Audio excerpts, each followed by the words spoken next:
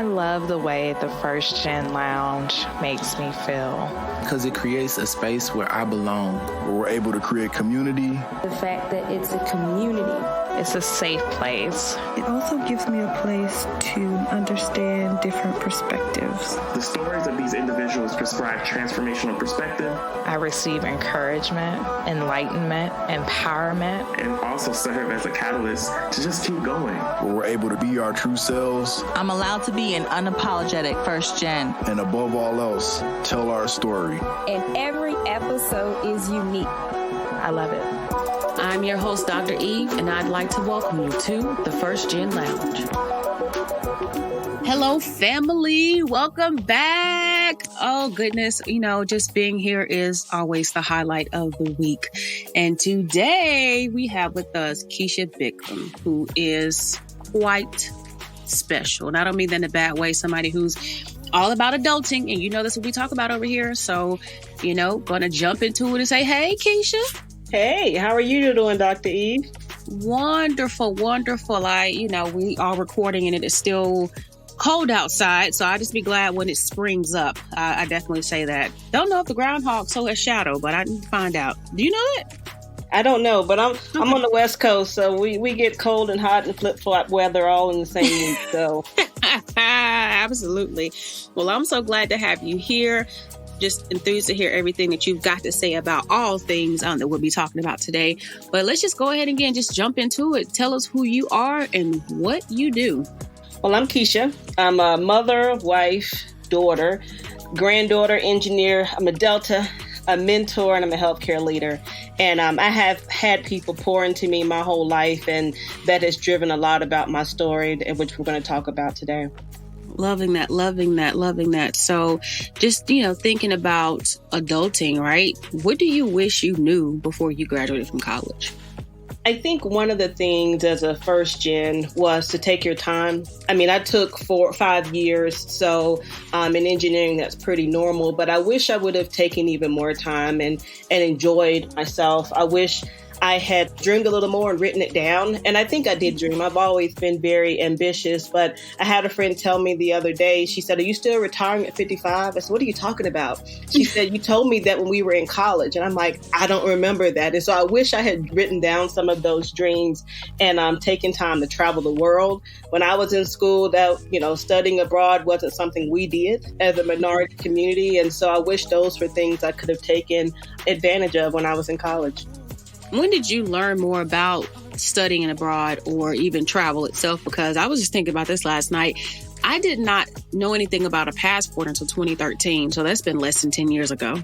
Yeah, well, luckily, I had an opportunity to travel while I was in college. I was in the National Society of Black Engineers, and we had an initiative with Ghana where we worked with their engineering students there. So my junior year, I actually got a passport and spent 10 days in Ghana and traveled the country. And that was eye-opening for me. I really enjoyed it. I have one of my best friends is from Nigeria, and she spent a summer in Japan during the time we were in college. And so that was eye-opening for me as well. And so I think it started early. It wasn't just something that was normal in my circle of friends. And I think now as we look upon it, it's definitely more presentable. My kids had a passport at 3 months old. And so it's definitely times have changed since we were in school. I can dig that for sure. My mom, I believe she did travel out of the country, but I didn't understand when I was younger what that meant. I think she may have gone to like the Dominican Republic when I was in high school, maybe. And all I knew was that she was going to have to get on the plane because I didn't get on the plane until I went to college. Mm-hmm. And so when I think about being able to be around people from different places and different areas, it really opened me up to saying, I wonder what it's like there. And the advantage of going to college is meeting all these people who you can definitely connect with and go visit them, especially as first gen, just go visit and go hang out, when you get a break and check out new spaces, because that travel is the way to understand the world and the people and just really open yourself up to even all that you can be. So I think that's really cool. And then going to Ghana, like you didn't go somewhere, you went. So that's real cool. I love that. So can you share with us, what are some of the major life lessons that you've learned since you've graduated? I think in reflecting on this is, one, appreciate the ride. So a lot of times we'll be in college and we've been told, get good grades, go to a good school, get a good job. And the blueprint sort of ends there. And I think just having the appreciation for the ride, that things may not go the way you thought they would. They may go left, right, up, and down, and that's okay. I think also have a plan. Be ready to take ownership of your career, of your next level of education if you want to do that, but also be flexible. So there may be something that you had in mind, and I'm going to do X by year 5, I'm going to do X by year 10, and it doesn't always work that way. And so giving yourself grace on what that plan looks like and being flexible is what I think is key. I never thought I would live on the West Coast. I did a West Coast internship in college and didn't like it and said, okay, done that. And now I'm in the West Coast again. And so it's amazing how life goes and the places you'll land. I think the other piece, and it's hard until I think you get some age on you, is don't worry about what other people think. It's not your business. And I tell people that, just because someone has an opinion of you, it doesn't make it your truth. And I think being able to be confident in who you are and not arrogant, being able to take feedback, but just appreciate the fact that you're uniquely you. You have a path that God has planned for you, and you don't always have to worry about what other people think about that path. What do you like now about being on the West Coast? Granted that you couldn't even have seen yourself there before. I think it's different. It's a different experience for my kids. I grew up in Greensboro, North Carolina, and spent all of my childhood there. And while my parents and mom took me on different vacations in different places, that was home. And I always had the ambition of going somewhere else. So as soon as I finished college, I moved to Atlanta and I moved to Chicago. And when my kids were born, that same kind of pattern continues. So some work opportunities led us to Charlotte and then Austin, Texas, and then back to Charlotte and now on the West Coast. And I think for me, it has broadened my kids' horizons. When I went to college, I remember having this list of schools in the Southeast and one in Texas. And while I had a full ride in Texas, I didn't want to go there. It was too far. And my kids, as I talk to my daughter now, who's a junior in high school, her ambitions are wide open. And that's what I want for them. And so I think that's one thing that I've appreciated being on the West, is that it's just broadened my kids' horizons. They can fit into environments anywhere. And I think that's going to benefit them later in life. I definitely can appreciate that you were even just willing to move anyway, and to be open, and that you and your partner are go-getters. Because all the places you've been, I'm like, oh my gosh, I wish Chicago. Like, I love Chicago. Chicago is beautiful. It's one of my favorite cities in the States. And again, just living different places, how it exposes you to culture even more deeply. Having stayed in Mississippi for 6.5 years myself, I got to explore the entire South. And being in the deep South let me know I wanted to stay in the South. Maybe not that deep in it, but definitely compared to other places, it's weather and it's food and it's community and it's so many things that makes a place where it is. But that doesn't mean like you can't appreciate other places for what they are. And once you've experienced it, it definitely changes, again, your perspective. Is there any place though that you say that maybe was a favorite? I think they're all special in different ways. And it's interesting that sometimes you don't appreciate them until you leave. And so lived in Atlanta and always wanted to go to Atlanta. I wanted to go to Georgia Tech, but that out-of-state tuition was a barrier. And so as soon as I finished college, I had an opportunity to move to Atlanta. And I'm like, I'm going.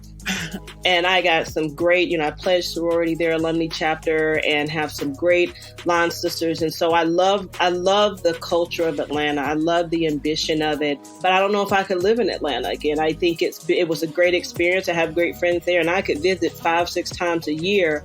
But I think living for me somewhere near the water is an ultimate goal. My daughter is a water fish, and we love just being near water. We vacation almost every year in Jamaica.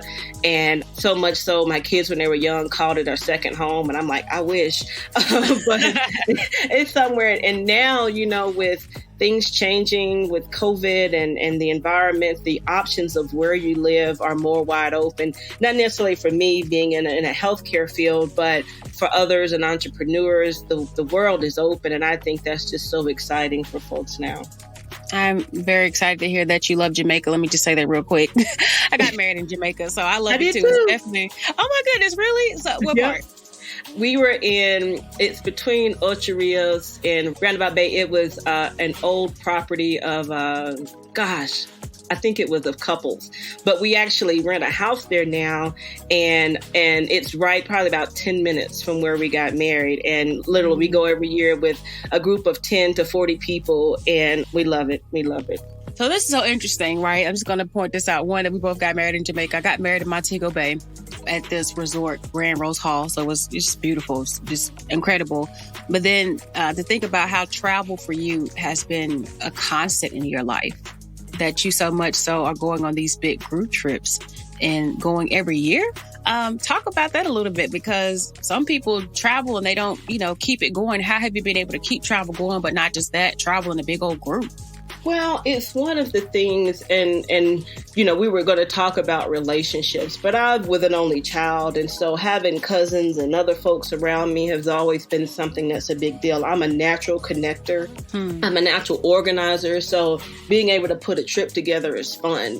Putting together the spreadsheet and saying who's going and communicating, that's something I enjoy in my free time, and it's weird, but I enjoy that. So after we got married, I had a friend invite us to go, and she had coordinated the trip and everything. And she has cousins that have been going for years and years. And it was a place where we could go. We rent a house. It's staffed. They do everything for you. And we've built relationships with people on the island. And it's just something that it's familiar. My husband and I do all the planning, so people just write a check and show up, and they trust that we've gotten everything taken care of. And there's no agenda. We don't do a whole lot of excursions and this and that.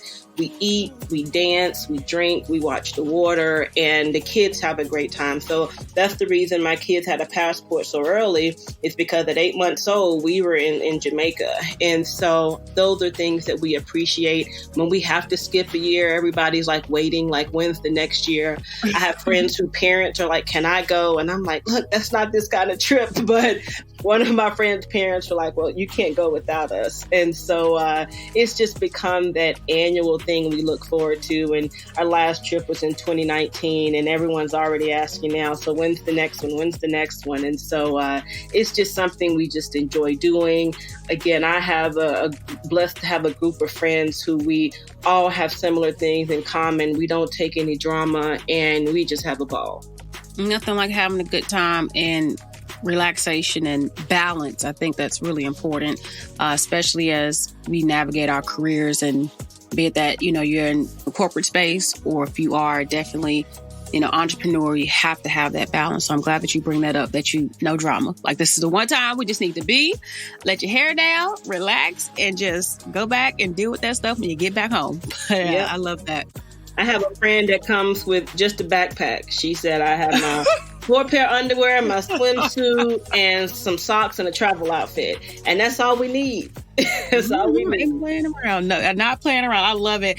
In my head, I'm imagining the house on Why Did I Get Married? Was it Why Did I Get Married 2, maybe, when they went to the island? But it just kind of like, you just go and just be, you don't need much. Just open up the windows, go sit on the water, be grown. That's what I'm saying. Be grown. You did mention the part about being a connector. Let's talk a little bit more about that, because I'm, interested in talking about relationships and just how these things show up, not just in your life, not just personally, but professionally. So let's tap into that a second. What about relationships is important, or people should pay more attention to? When it comes to relationships, as I mentioned, I'm a natural connector. I genuinely like people. And one of the things that I like to do is just finding connection. And my husband rolls his eyes, because sometimes we'll be in the grocery store and I'll just spark up a conversation with someone, and just finding that connection. The other thing I do is I use my knowledge or expertise and I give it away freely. I think when you working with people and you give away your information freely, it makes folks more comfortable, and you find that mutual connection there. Also, just having a strategy of who you need to know and who needs to know you.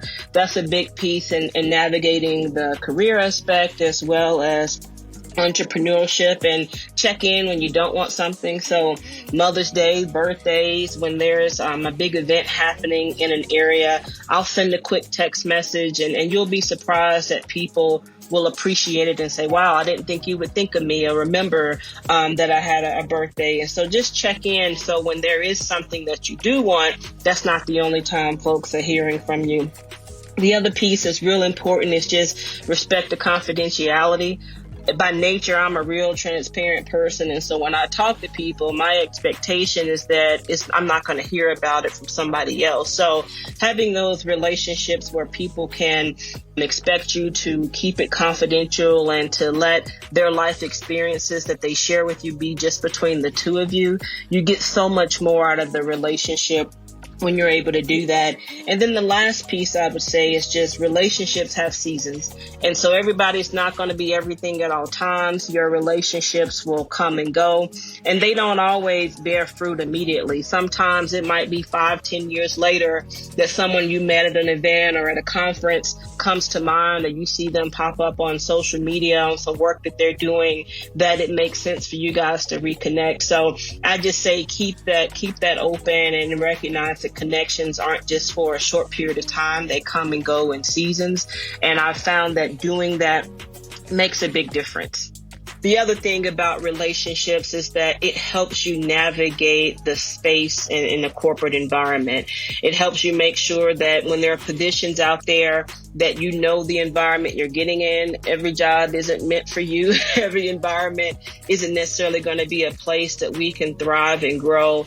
And so I have folks reach out to me all the time saying, hey, Keisha, I saw this position. What do you think?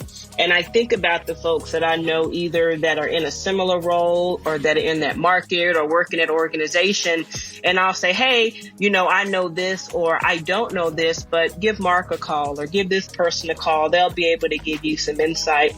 And so being able to have those relationships help you also navigate situations and understand what is a good opportunity for me and what's not a good opportunity for me. And I find that, to be key, particularly when you're getting higher up in your career settings, is that each one of those positions or jobs you take, you got to be strategic about it and make sure it's going to put you in the right trajectories for what your long-term goals are. And that's been a key piece for me specifically. When do you think that we really learn how to navigate relationships, though? Like before we even get into a corporate space, is it our families, is it our friends, is people in our community? Like, how do these things show up and how do they help or hurt us? I think some of them are organic, where we grow up. And for me, as I mentioned, having cousins and folks that I knew I could relate to, family reunions, funerals, when you see people. But I think once you get to college, it becomes a little different. It's who's in your study group and how do you get through this organic chemistry or circuits class for those of us that were in engineering. And then it really becomes appreciating who can help you navigate. And I had the blessing, again, of having a mentor, and I'll say her name is Wendy Coleman Blue. And she helped me, and I would say all the students at NC State that were in engineering, really navigate the space. And she taught us how to not only get our professional selves together with resumes and mock interviews, but she actually made those connections. And so she made it not be so foreign to us. And it didn't hurt that we had corporate folks coming to the campus who looked like us. And that gave that sense of comfort to begin with, to be able to ask the questions and not be uncomfortable or not be a dumb question. And they're like, hey, I get it. This might be how you want to ask someone else. You can always come to me this way, but this is how you might want to ask it in a different setting. And so I've been able to take that and take that feedback. And one of the things that I think has helped me is I'm never scared of somebody because of their title. I appreciate the fact that at the end of the day, we're all people, and that people, no matter their title or their position, they've gone through some stuff. You can appreciate or suspect that people have had an easy way because of their title, and there's always a story there. And I think appreciating that helps us all have something in common. And so to answer your question, I think we learn it depending on our experiences. And some of those experiences burn us. I have a couple that have hit me in the chin, and I still have learned from them. And I think appreciating that and not getting caught up in feelings and just understanding what are the lessons learned from those relationships, good or bad, that's what helps people grow and mature and develop. And so I say, don't run from it. Don't run from those tough situations, because there is a lesson learned that you'll be able to pick up on later and say, oh, I've seen this before. I'm not going to be worried about it because I know it can have another ending. I'm all for that. It can have another ending, but not to run from it. It's so easy to run, right? Oh. Because I'm shamed. I don't want people to be mad at me. I don't want somebody to dislike me. I got to hide. I don't want to be seen. How do I recover? But a lot of times the way we show people that we're not ashamed or embarrassed or scared, any of those things, is to sit with it and to be present and to keep showing up. I'm glad you mentioned that. That is quite thoughtful. Is there a time that you've had to not run from something that you wanted to run from, but you just didn't? Oh, absolutely. I remember there was a situation I was in, and I won't get into the details, but it was not pretty, and I wanted to run, and I tried to run from the situation, and it kept getting blocked. I was looking for another job, and it kept getting blocked, and so I had to sit in it. And I had to sit in that situation, and it took some time for circumstances to change, for some people to change.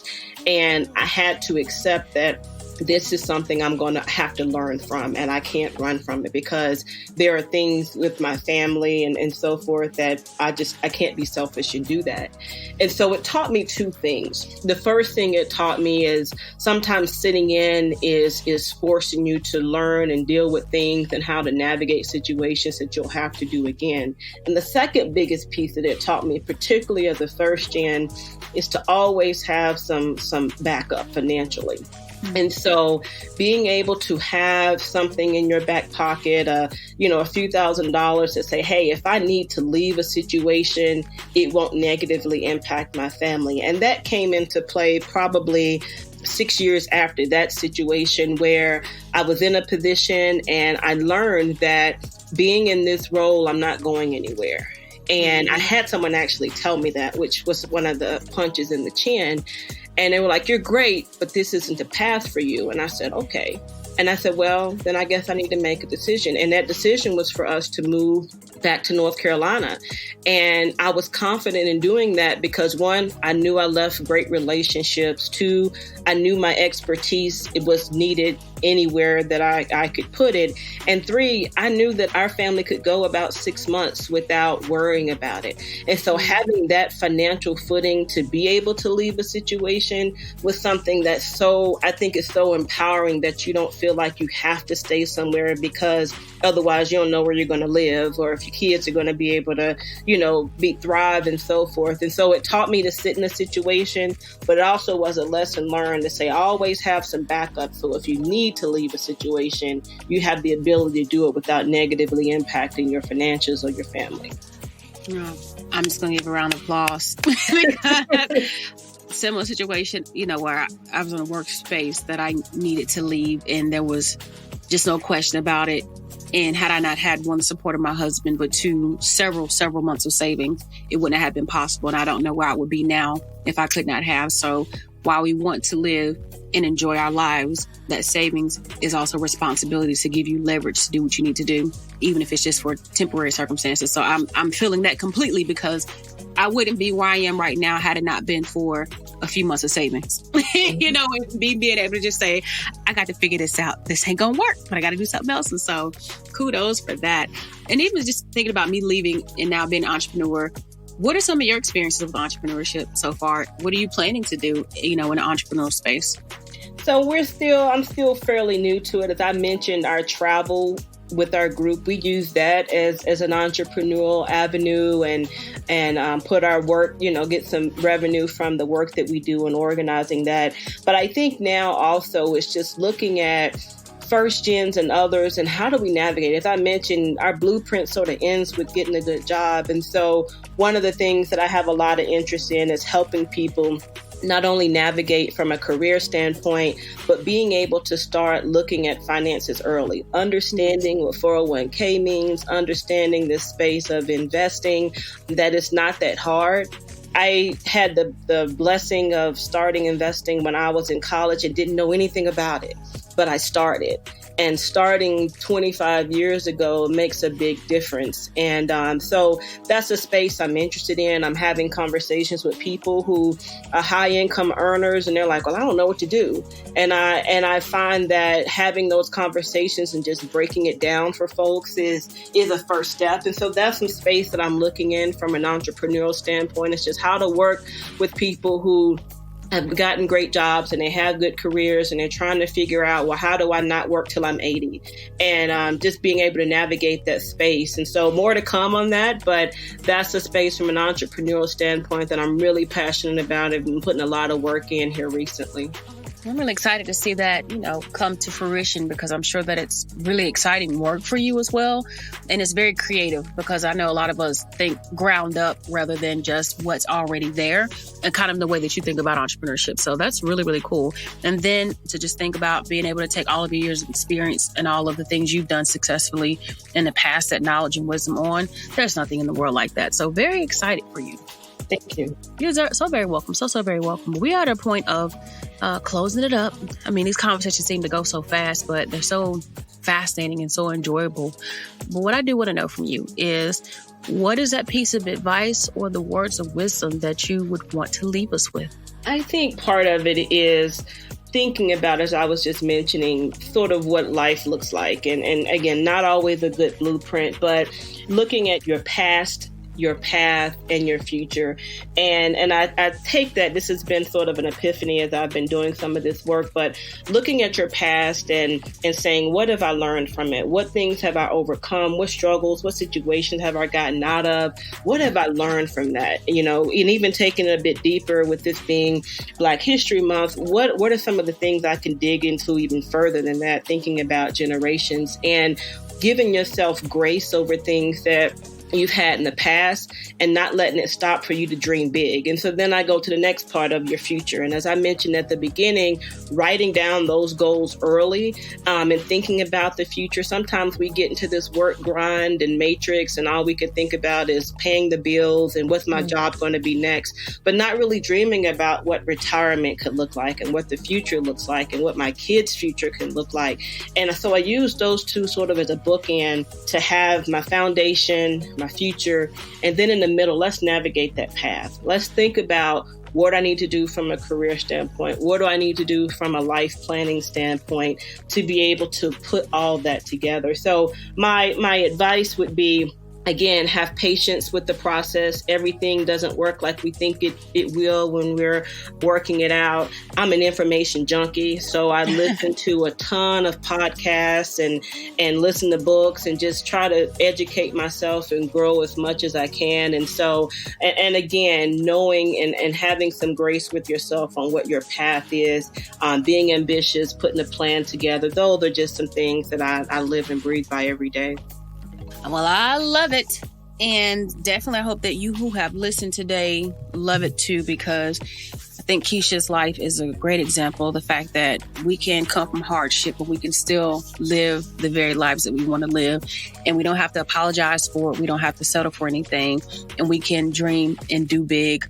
And I'm excited to hear that, but also for you to be proof of the fact that when we put our minds to whatever it is that we want in life, be it getting married in Jamaica, because that's something that, you don't hit somebody for and say, hey, I got married out the country.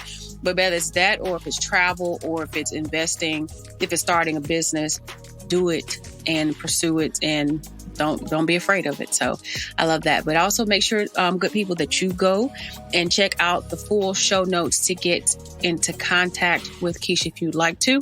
You will see that if you check out the episode session notes, click that link to see full show notes. Keisha, you have been so wonderful to have here today. Just thank you for sharing your story with us. Thank you for your wisdom. Thank you for the push, and definitely the reminder that we should not be afraid, but also don't run. So we're going to keep that with us. But until the next time, I want you to be good to yourself, and thank you for being a part of this family. It's been an absolute pleasure. I love what you're doing, and I'm just hopeful that we can all make an impact on First Gen and others who I hope they can learn from what we've gone through so they can get there faster, to be able to accelerate where they're going and learn and be able to get there quicker and more efficiently than we did, and just start this pendulum going in the right direction for all of us. Absolutely. Absolutely. All right. Until next time.